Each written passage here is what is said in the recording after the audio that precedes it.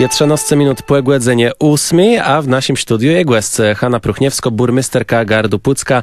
Witamy bardzo serdecznie. Witam serdecznie. Dzisiaj będziemy rozmawiać o rewitalizacji miasta Pucka. Właśnie mówiąc rewitalizacja, zazwyczaj rozumiemy, że po prostu jakieś obiekty są odnawiane, czyli po prostu takie prace fizyczne przy tym. Natomiast jak tutaj należy rozumieć tę rewitalizację? Rewitalizacja, ważna sprawa, tak nazywa się program i to jest program w ramach mechanizmu ZIT RPO województwa pomorskiego. Właściwie cała wartość projektu to jest ponad 7 milionów 100 tysięcy, wysokość dofinansowania 85%, czyli tak naprawdę miasto Puck dokłada tylko troszkę ponad 1 000 000 złotych, a efekty powinny być widoczne. Może nie wszystkie od razu, zwłaszcza te, które dotyczą rewitalizacji społecznej. Mówi pan o tym właśnie, że głównie kojarzymy sobie rewitalizację z tym, co jest infrastrukturalne, co widać na zewnątrz, drogi, budynki, ale również wchodzimy w tak zwaną rewitalizację społeczną, co wynika z wymogów konkursowych i czego bardzo chcemy. Natomiast oczywiście proporcje są takie, że znacznie większą kwotę przekazuje się na kilka działań związanych z infrastrukturą, w tym takie chyba najważniejsze dla mieszkańców, bo po pierwsze ma poprawić bezpieczeństwo, po drugie ma być bardziej ekologicznie, czyli załóżmy, że mniej tych substancji szkodliwych będzie w powietrzu.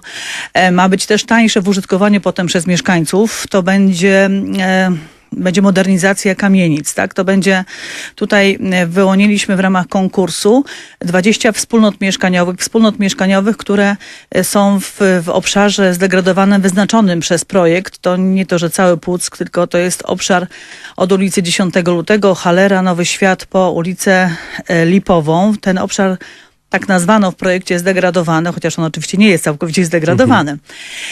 To wspólnoty mieszkaniowe, zaznaczam, nie właściciele kamienic, mogły składać takie wnioski, w konkursie wziąć udział. I 20 wyłoniliśmy spośród 28. I chciałam bardzo podziękować, bo to już wykazali się ci mieszkańcy naprawdę dużą aktywnością i wysiłkiem, bo trzeba było przygotować kosztorysy, trzeba było się za to zabrać, poświęcić trochę czasu, pewnie i pieniędzy, bo trzeba było to skosztorysować, więc jakiś fachowiec musiał to robić. A do tego warto też powiedzieć, że w 50% poniosą koszty tego remontu, czyli to będzie wielki wysiłek też finansowy dla mieszkańców wspólnot mieszkaniowych. Jest taka dobrze postrzegana w Unii Europejskiej, w Polsce również partycypacja, czyli udział mieszkańców. I bardzo się cieszę, że wspólnie zrozumieliśmy, że możemy coś zrobić, możemy odmienić to oblicze Pucka dla siebie, ale też dla tych, którzy będą przy tych kamienicach pewnie spacerowali. Każda z kamienic każda ze wspólnot może wykonać coś zupełnie innego. To zależy z tego, jakie są potrzeby. Dotyczy to tylko części wspólnych, co jest ważne, czyli na przykład dachów, klatek schodowych, elewacji, termomodernizacji tych elewacji, tych budynków. Więc bardzo różne działania wspólnoty wpisały. Warunek był taki, że maksymalnie, jeśli chodzi o budynek, wartość tych zmian mogła osiągnąć 120 000 złotych. Co jest istotne, ważne jeszcze jest otoczenie. Czyli również na podwórka są pieniążki unijne, że tak powiem, i wtedy wartość łączna nie mogła przekroczyć 180 000.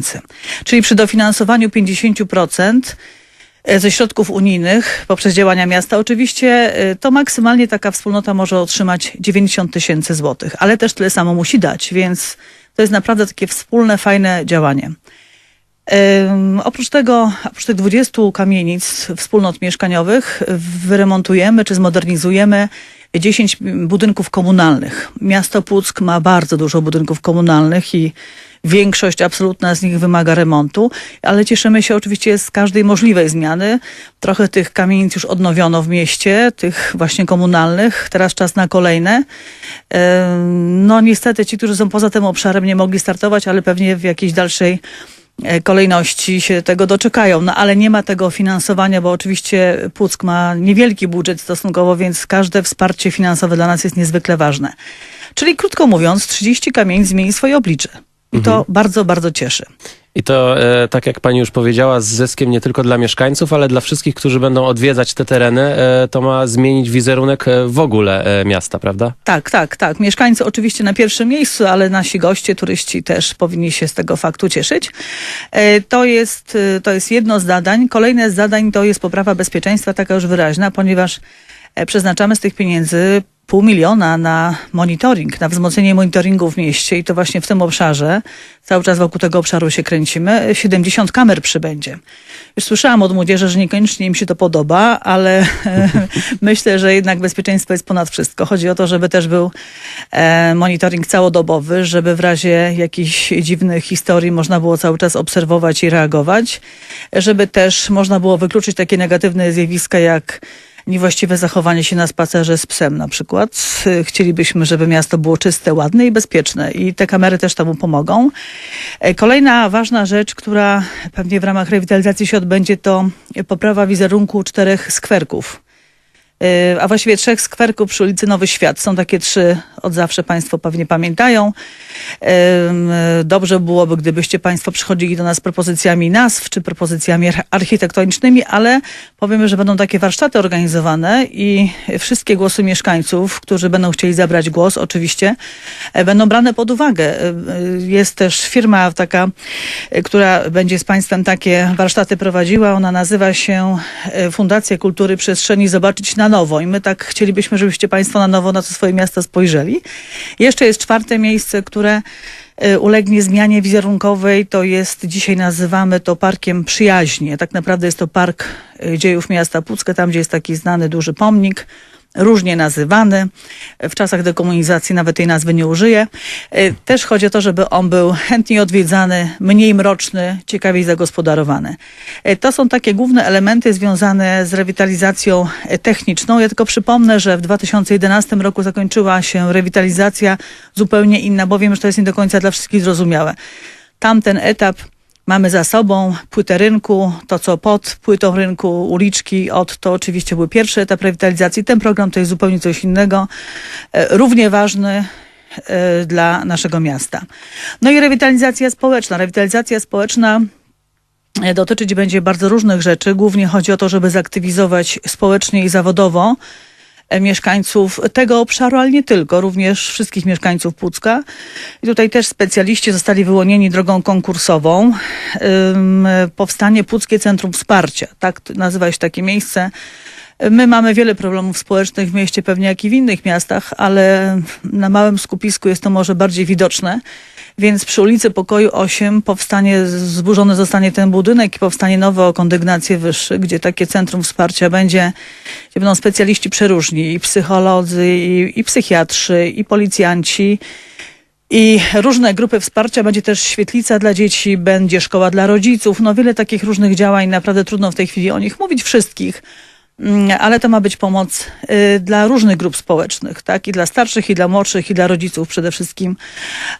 No i jakieś kursy zawodowe będziemy prowadzili. Tutaj też konkretna firma jest wyłoniona, która będzie kierowała osoby, które mają problem z zatrudnieniem, czy są bezrobotne, na kursy, które taką pracę umożliwią albo ułatwią znalezienie pracy.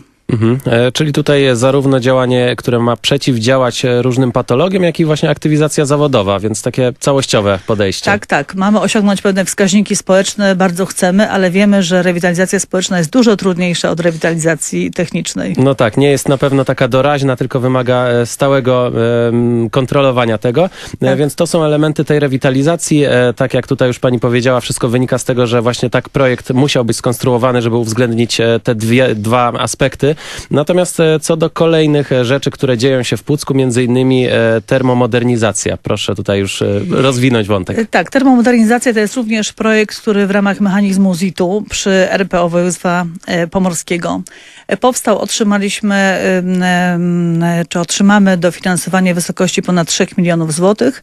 To jest projekt, który był przeznaczony na budynki użyteczności publicznej. No oczywiście poprzedzone były te rozważania czy wnioski konkursowe badaniami, audytami energetycznymi. Okazało się, że tak powiem, masakryczna sytuacja jest w naszym Moksirze.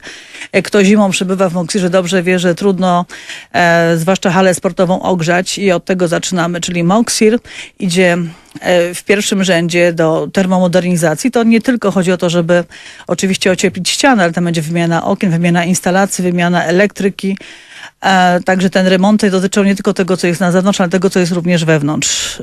Także już od razu uprzedzam, sportowców, którzy często korzystają z obiektów Moksiru, żeby byli dość tacy łagodni dla nas w ocenach, ale w roku 2017 w Moksirze będą różnego rodzaju remonty, pewne części będą wyłączone z użytkowania, także bądźcie cierpliwi, a będzie lepiej. Mhm. I kiedy już mówimy tutaj o sportowcach, to także boisko, które powstaje.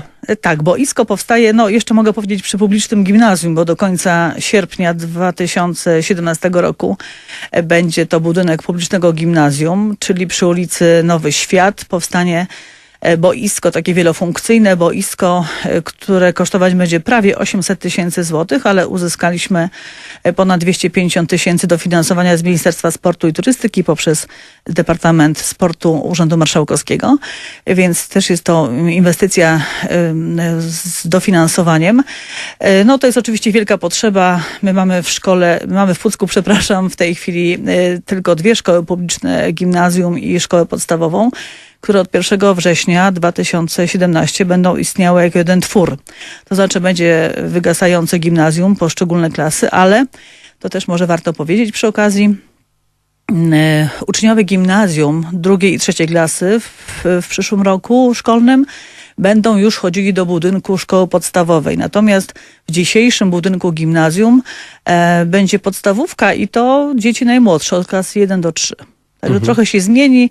Na szczęście odległości między tymi budynkami są niewielkie i stworzymy taki jeden wielki zespół. Co prawda po drodze mamy kotłownię, jakoś spróbujemy to ogarnąć, żeby przejście było dość bezpieczne i z tego boiska, które powstać ma, też korzystać będą wszyscy uczniowie szkoły podstawowej. Mhm. Czyli już też wiemy, jaki los czeka tutaj wszystkie placówki edukacyjne po tych zmianach, które nas czekają we wrześniu. Rozmawiamy z panią burmistrz miasta Pucka, Hanną Pruchniewską. Przede wszystkim rozmawialiśmy o rewitalizacji miasta Pucka. Dziękuję bardzo. Dziękuję bardzo.